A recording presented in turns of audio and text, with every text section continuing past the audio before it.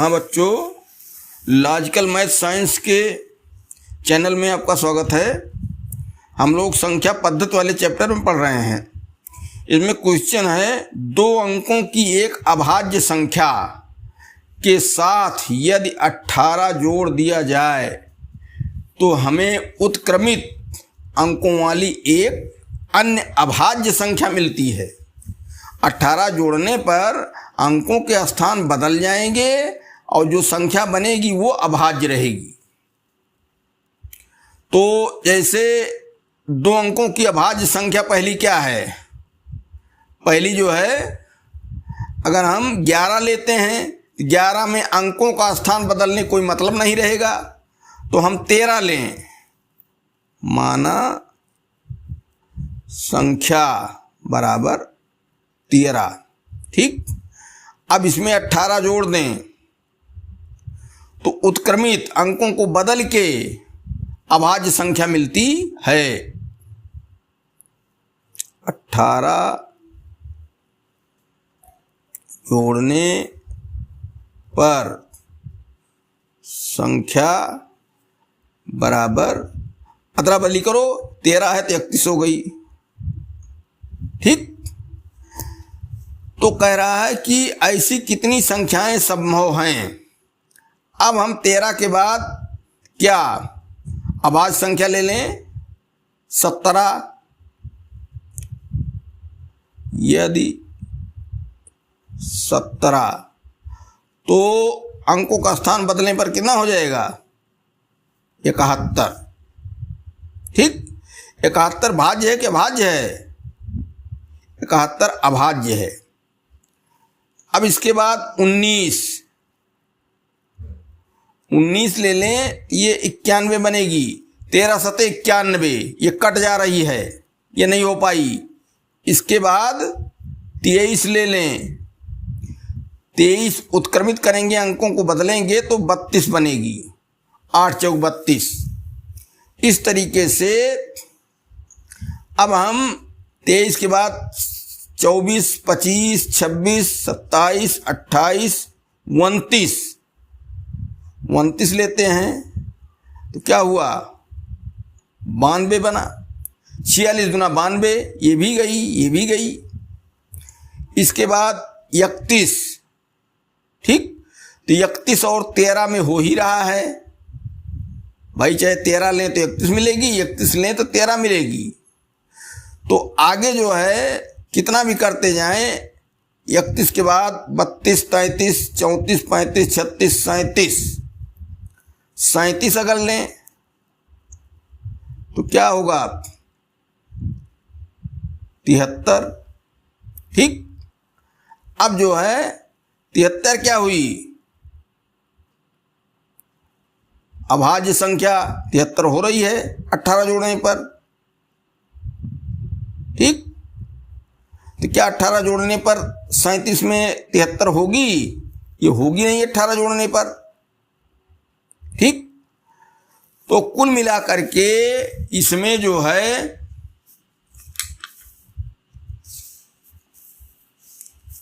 हम खोजेंगे तो 2 संख्याएं मिलेंगी। 2 संख्या इस प्रकार कुल 2 अंकों में 2 संख्याएं मिलेगी, ठीक। तो ये ऑप्शन नंबर 2 सही है। हाँ बच्चों, लॉजिकल मैथ साइंस के चैनल में आपका स्वागत है। संख्या पद्धति में हम लोग अब आगे क्वेश्चन नंबर 48 देख रहे हैं।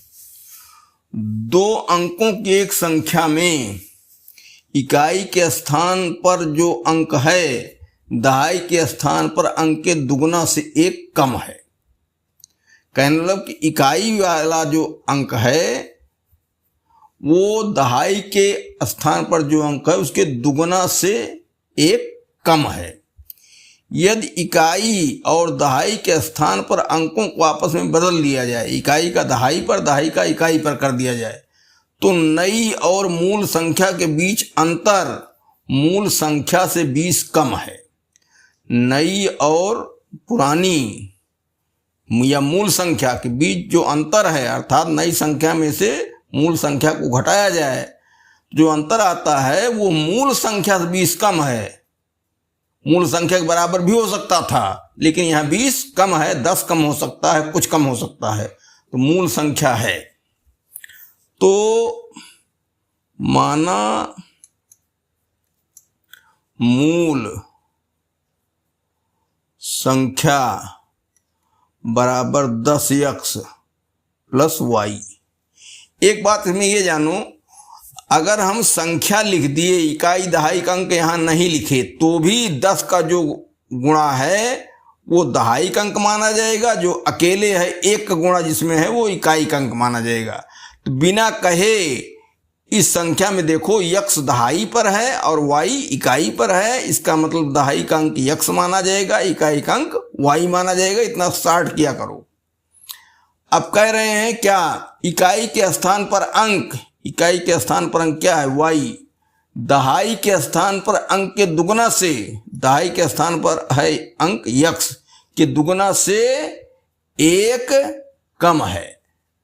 तो हम क्या करें, y बराबर 2x माइनस 1 कर दें।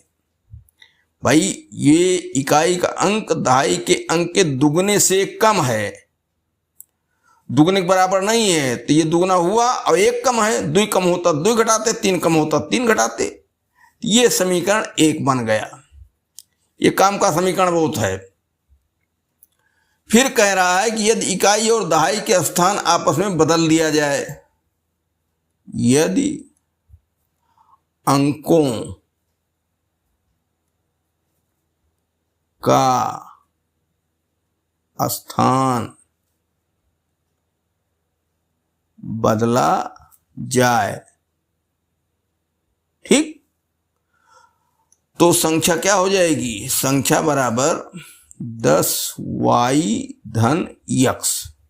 इकाई दहाई का अंक बदल दिया गया, यहां दहाई पर x था, दहाई पर y आ गया, इकाई पर y था, इकाई पर x आ गया। तो नई संख्या मूल संख्या के बीच अंतर, तो क्या हुआ, 10y प्लस x माइनस नई संख्या और मूल संख्या का अंतर, मूल संख्या घटाओ। अब ब्रैकेट लगा घटाएंगे क्योंकि उसमें 2-3 पद हैं, तो 10x प्लस y बराबर क्या है, मूल संख्या से 20 कम है, 10x प्लस y माइनस 20, ठीक।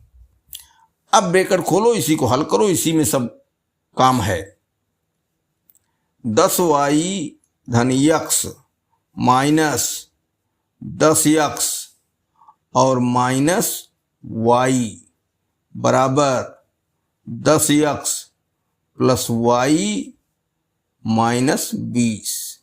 xy को इधर लाओ, तो 10y ऋण y इसके पास रखो और 1y धन इधर से आएगा, तो ये भी ऋण y हुआ, y का हिसाब हो गया। धन x ये लो, ऋण 10 x यहाँ है, 10x यहाँ है, धन तो बराबर पार करके इधर आएगा, तो ये भी ऋण 10x हुआ, बराबर ऋण 20। हिसाब करो, 10y धन है और 1y 2y ऋण है, तो 8y हुआ। x में चलो, 20x ऋण हो रहा है, 10 20 ऋण और 1 जो है प्लस है, तो माइनस 19x बराबर माइनस 20। ऋण से गुणा कर दो, थोड़ा x y में सीरियल बन जाए, तो ऋण से गुणा करेंगे तो ये हो गया 19x माइनस 8y बराबर 20, समीकरण 2, ठीक। अब देखो यहां y बराबर 2x माइनस 1 है, तो y का मान इसमें रख दिया जाए, तो x है, तो अकेला x है तो उसका मान निकल जाएगा। समीकरण 2 में y बराबर 2x माइनस 1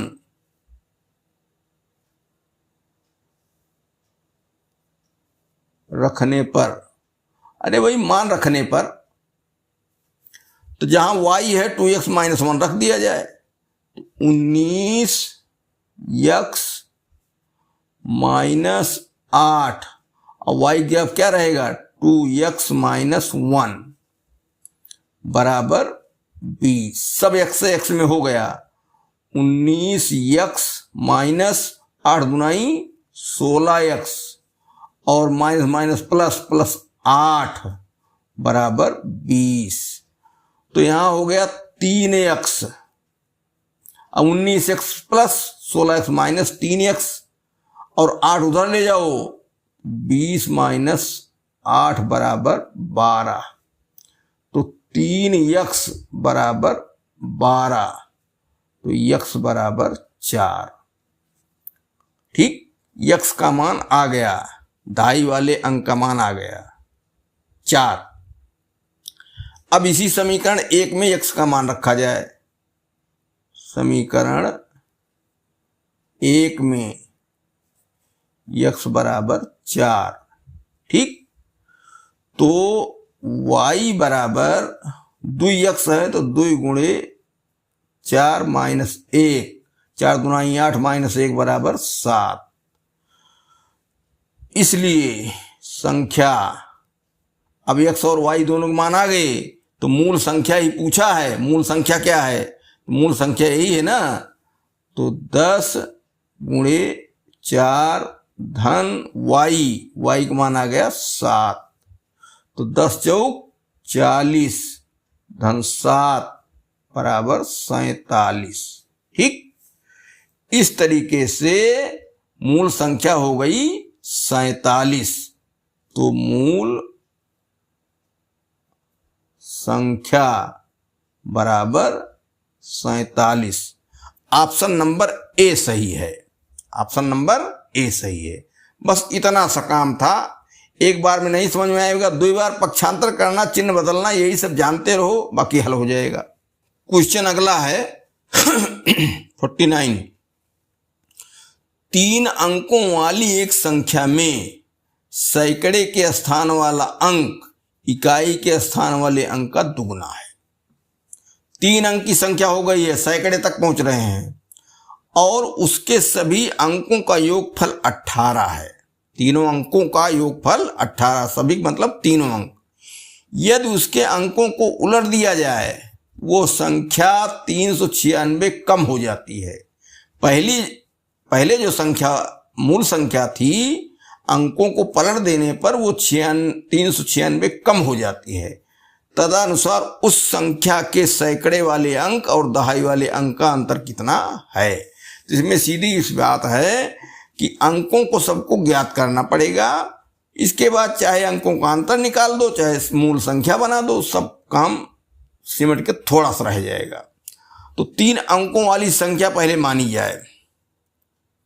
माना संख्या बराबर 100x plus 10y plus z है। भाई सैकड़े तक ऐसे लिखा जाएगा, ये सब स्थानीय मान हैं, इनमें 100 को गुणा, 10 को गुणा, 1 को गुणा, x y z इनके अंक हो गए। x सैकड़े के स्थान पर है, y दहाई के स्थान पर है, z इकाई के स्थान पर है। अब कह रहा है कि सैकड़े के स्थान वाला अंक इकाई के स्थान वाले अंक का दुगुना है। सैकड़ा वाला अंक जो है इकाई के स्थान वाले अंक का दुगुना है, सैकड़ा वाला बड़ा है। तो क्या करेंगे, शर्त के अनुसार क्या हुआ, x बराबर 2z, समीकरण 1। भाई सैकड़ा वाला अगर दूना है तो बराबर करना है तो इकाई वाले को दूना करें। हाँ, उसके सभी अंकों का योगफल 18 है, तो x plus y plus z बराबर 18 है। ये भी एक तय हो गया, समीकरण 2 हो गया। फिर कहता है यदि अंकों को उलट दिया जाए, अंकों को उलट दिया जाए तो संख्या 396 कम हो जाती है। जो ये संख्या है उलट देने पर नई संख्या जो मिलती है इससे 396 कम है। 396 पहली संख्या तो यही है जो थी अंकों को उलट दिया गया तो 396 ये कम हो गई। इसी में से 396 घटा दिया जाए तो समीकरण में काम देगा। अब यहाँ एक महत्वपूर्ण बात है अंकों को उलटना। तो 3 अंकों की संख्या जो होती है उसमें जब तक नाम न लिया जाए अंकों को उलटने से सैकड़े का इकाई पर, इकाई का सैकड़े पर और दहाई वाला ज्यों का त्यों रह जाता है। तो कहने का मतलब कि उल्टा पलटी केवल सैकड़े और इकाई में होती है, ये बात जान लो। केवल अंकों का नाम न लिया जाए, केवल ये कह दिया जाए कि अंकों को उलट दिया जाए तो सैकड़े और इकाई में अदला बदली होती है, वाई ज्यों त्यों वहीं रह जाता है। अरे भाई 3 अंक हैं तो पलट के कहाँ कहाँ रखें। अब या तो बताए कि कौन सा अंक किसके स्थान पर रखा जा रहा है, तब तो ठीक है। और इतने कहना कि अंकों को उलट दिया जाए तो सैकड़े और इकाई में केवल अदला बदली होती है, दाई वाला अंक ज्यों का त्यों रहेगा, अर्थात वाई जो है वो 10 वाई ही बना रहेगा। तो अब अंकों का स्थान पलटने पर अंकों का स्थान पलटने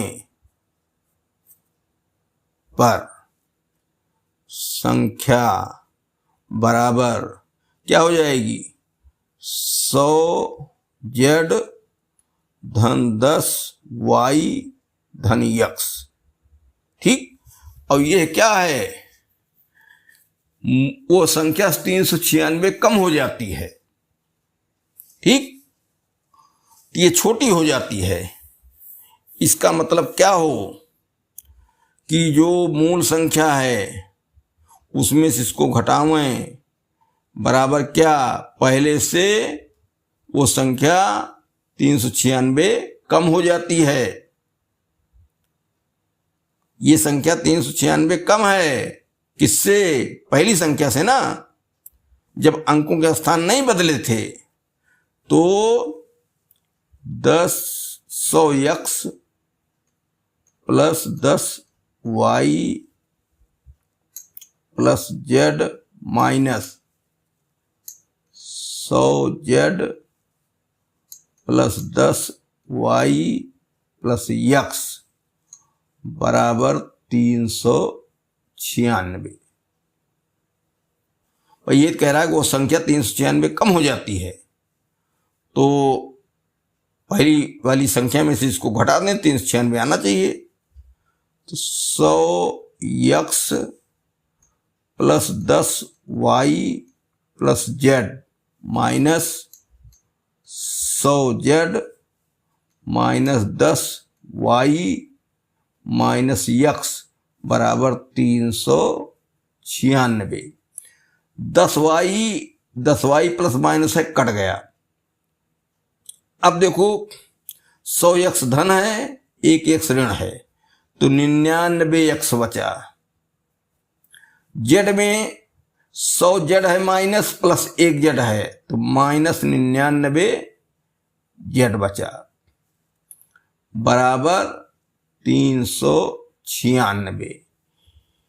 ये 11 से कटेगा, 11 तिहाई 33 और 6 39 तो 11 तिहाई 33 6 39 11 छक्के 66 और 11 नवा 99, 11 नवा 99।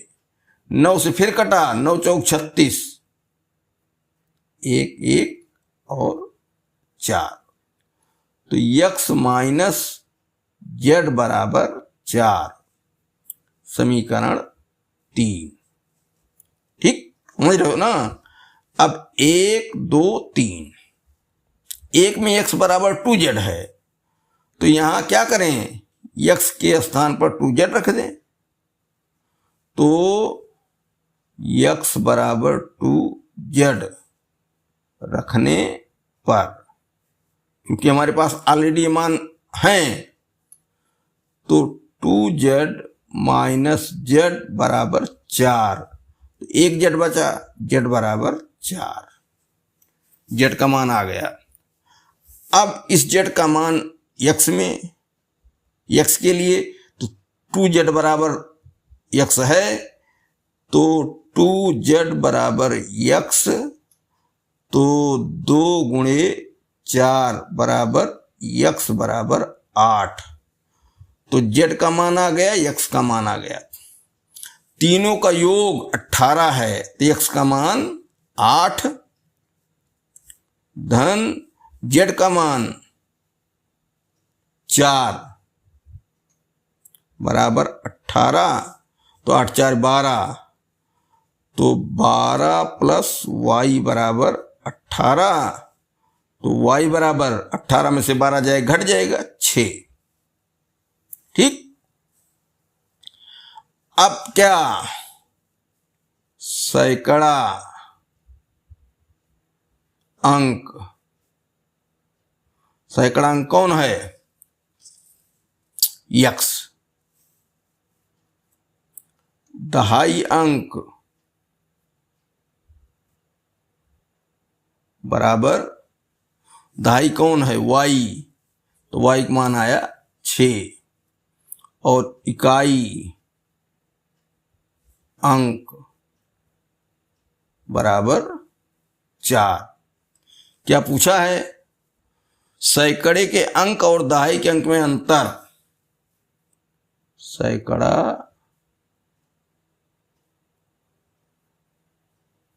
अंक ऋण दहाई अंक, दहाई अंक, तो सैकड़ा अंक कितना आया? सैकड़ा के यक्स है भाई, यक्स बराबर क्या आया है? 8 है, यहाँ 8 लिखना चाहिए, तो 8, और दहाई का अंक क्या आया है? 6 बराबर 2। ठीक, इस तरीके से सैकड़ा और दहाई के अंक का अंतर मिला हमको 2। ऑप्शन नंबर बी सही है।